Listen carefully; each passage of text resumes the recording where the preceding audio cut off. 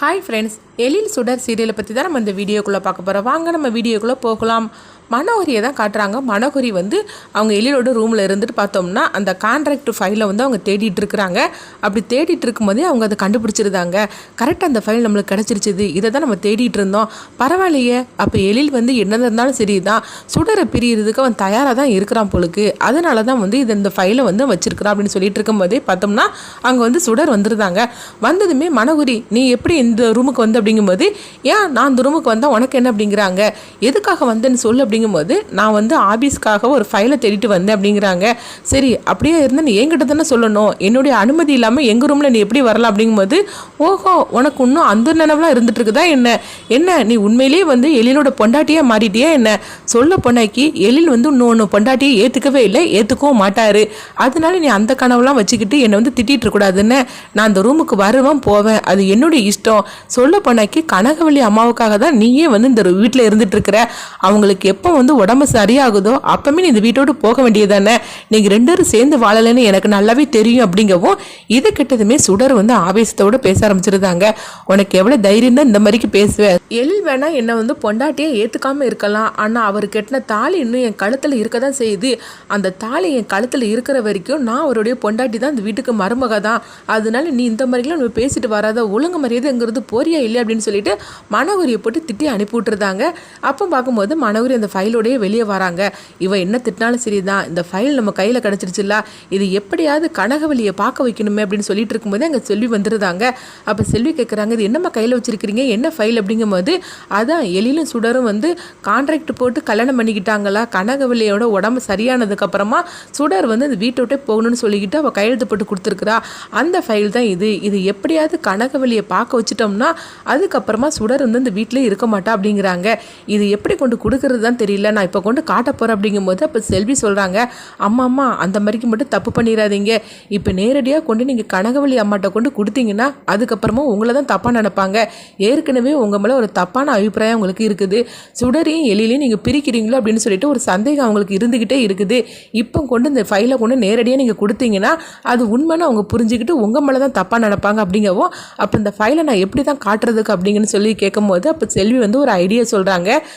இது நல்லாவே இருக்குது, இந்த மாதிரிக்கு நம்ம சேர்ந்துடலாம் அப்படின்னு சொல்லிட்டு அவங்க பார்த்தோம்னா அவங்க மனோகரி அங்கேருந்து போகிறாங்க. அப்போ கனகவள்ளி அம்மாவை தான் காட்டுறாங்க. கனகவள்ளி அம்மா உட்காந்துருக்கும் போது அவங்க பக்கத்தில் அவங்க மனோகரி உட்காருதாங்க. மனோகரி உட்கார்ந்ததுமே, ஐயோ நான் ஆபீஸ் ஃபைலை எடுக்கணுமே அப்படின்னு சொல்லிட்டு எந்திக்கவும், என்னம்மா ஆச்சு அப்படின்னு சொல்லிட்டு கனகவள்ளி கேட்குறாங்க. இல்லை ஒன்றும் இல்லைம்மா, ஆபீஸ் முக்கியமான ஒரு ஃபைல் இருக்குது, அது எடுக்கிறதுக்காக தான் நான் போகிறேன் அப்படிங்கும்போது அப்படியான்னு சொல்லி கேட்டுட்டு இருக்கவும் செல்வி வந்துருந்தாங்க. என்னம்மா எங்கே போகிறீங்க அப்படின்னு சொல்லிட்டு அவங்க தெரியாத மாதிரிக்கு அவங்க கேட்கவும், இல்லை ஆபீஸ் ஃபைல் என்னோட ரூமில் இருக்குது அப்படிங்கவும், அதனால என்ன அந்த காஃபியை குடிச்சிட்டீங்க, நான் போய் எடுத்துகிட்டு வரேன் அப்படின்னு சொல்லவும், உடனே அவங்க மனோகரி சொல்கிறாங்க, அங்கே இருக்கிற எல்லா ஃபைலும் எடுத்துகிட்டு வந்துடுது, எல்லாம் முக்கியமான ஃபைலாக்கும் அப்படிங்கவும், சரிதாம்மா நான் எடுத்துகிட்டு வரேன் அப்படின்னு சொல்லிட்டு செல்வி பார்த்தோம்னா அவங்க திட்டமிட்டபடி எல்லா ஃபைலையும் எடுத்துகிட்டு வரும்போது அந்த கான்ட்ராக்ட் போட்ட ஃபைலையும் சேர்த்து எடுத்துகிட்டு வராங்க. எடுத்துகிட்டு வந்ததுமே அவங்க கையில் கொடுக்குறாங்க மனோகரி கையில். அப்போ மனோகரி பார்க்குறாங்க, இது என்னது புதுசாக ஒரு ஃபைல் இருக்குது, இது என்னுடைய ஃபைலே கிடையாது, என்ன இருக்குது அப்படின்னு சொல்லிட்டு அவங்க தெரியாத மாதிரி நடிச்சிட்டு இருக்கிறாங்க. அப்போ கனகவள்ளி அம்மா பக்கத்தில் இருந்துக்கிட்டு, என்ன மனோகரி சொல்லிட்டு இருக்கிற, இந்த ஃபைல் ஆபீஸ் ஃபைல் இல்லையே அப்படிங்கும்போது, ஆமாம்மா அதான் சரி நான் பார்த்துட்டு இருக்கிறேன்னு சொல்லிட்டு அவங்க பார்க்குறாங்க. ஐயோ இது என்னது, சுடரும் எழிலும் கான்ட்ராக்ட் போட்டு கல்யாணம் பண்ணி இருக்கிறாங்க அப்படின்னு சொல்லவும், இதை கிட்டதுமே கனகவள்ளி அம்மா அதிர்ச்சி அடைகிறாங்க. என்ன சொல்கிற, அந்த ஃபைலை காட்டு அப்படின்னு சொல்லிட்டு அவங்க படித்து பார்க்குறாங்க. அப்போ கனகவள்ளி அம்மாவோட உடம்பு நல்லானதுக்கு அப்புறமா சுடர் இந்த வீட்டோட போகணும் அப்படின்னு சொல்லிட்டு அதில் கையெழுத்து போட்டுருக்குறாங்க. இதை பார்த்ததுமே கனகவள்ளி அம்மா அதிர்ச்சி அடைகிறாங்க. இது என்னது, இப்படிலாம் இவங்க ரெண்டு பேரும் கல்யாணம் பண்ணியிருக்கிறாங்களா, கான்ட்ராக்ட் போட்டுதான் அப்படின்னு சொல்லிட்டு இருக்கும்போதே பார்த்தோம்னா எழில் வந்துருந்தாங்க.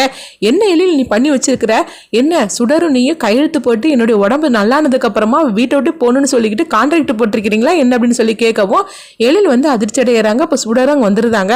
சுடர்கிட்டையும் கனகவள்ளி அம்மா கேட்கும் போது அப்போ சுடர் சொல்கிறாங்க, ஆமாம் நீங்கள் சொன்னது கரெக்டு தான், ஆனால் இதுக்கு மேலே நான் இந்த வீட்டை விட்டு போக மாட்டேன்.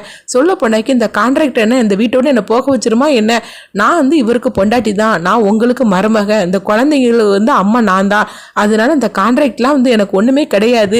இன்னும் நீங்களே என்னை வீட்டை விட்டு போக சொன்னால் கூட நான் அந்த வீட்டை விட்டு போக மாட்டேன். ஏன்னா அந்த வீடு தான் என்னுடைய உயிர், இந்த குடும்பம் தான் என்னுடைய உயிர், அதனால நான் எங்கேயுமே போக மாட்டேன் அப்படின்னு சொல்லிட்டு அந்த கான்ட்ராக்ட் பேப்பரை அவங்க கிழிச்சு போட்டிருந்தாங்க. இதை பார்த்துட்டு கனகவள்ளி அம்மா ரொம்பவே சந்தோஷப்பட்டு இருக்கிறாங்க. எழிலும் மனோகரியும் கொஞ்சம் கூட எதிர்பார்க்காம அவங்க அதிர்ச்சி அடைகிறாங்க. அவங்க பாட்டுக்கு சுடர் போயிடவும் அப்போ எழிலுக்கு என்ன பண்ணுறதுன்னு தெரியல, அவங்க முழிச்சுக்கிட்டு இருக்கிறாங்க. நேராக வந்து சுடர் இருக்கிற ரூமுக்கு வந்து எழில் வராங்க. அம்மா உனக்கு எவ்வளோ தைரியம் இருந்தால் அந்த கான்ட்ராக்ட் பேப்பரை நீ கிளிப்பு அப்படிங்கும்போது, ஆமாங்க இதுக்கு முன்னாடி நான் அந்த வீட்டை விட்டுலாம் போக முடியாது, உங்களால் என்ன பண்ண முடியுமோ நீங்கள் பண்ணிக்கிடுங்க அப்படின்னு சொல்லிட்டு சுடர் கோவத்தோடு அவங்க திட்டி விட்டுறவும் எழிலுக்கு வந்து ஒன்றும் பண்ண முடியாத சூழ்நிலை இருந்துட்டு இருக்கிறாங்க.